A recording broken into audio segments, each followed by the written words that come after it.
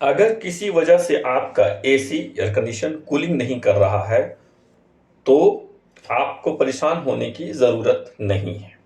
गर्मियां शुरू हो गई है और कई लोगों के हाथ में एसी का रिमोट भी पहुंच चुका है।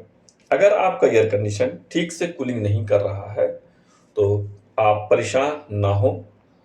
आपको हर बार इस तरह की दिक्कतों से परेशान होने पर मैकेनिक को बुलाना पड़ता है।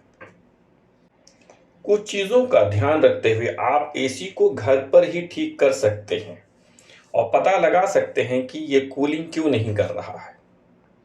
अगर किसी वजह से एसी अच्छी कूलिंग नहीं कर रहा है तो इसको जो थर्मोस्टेट है वो चेक करें।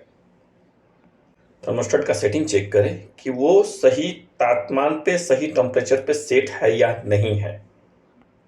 इसके बाद रूम टेम्परेचर को भी चेक करें कि रूम टेम्परेचर क्या है, जो एक्चुअल जो टेम्परेचर है रूम का वो क्या है।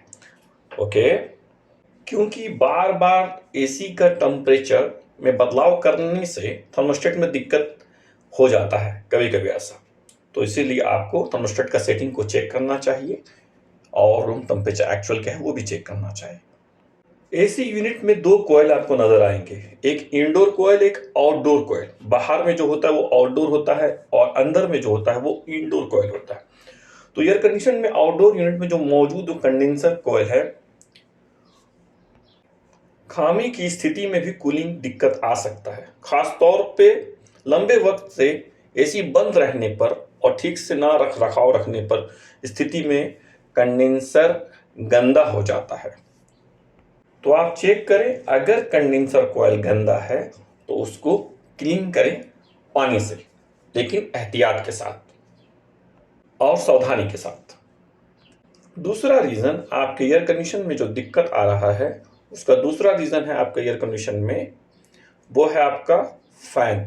एसी का जो फैन मोटर है वो एक रीज़न है।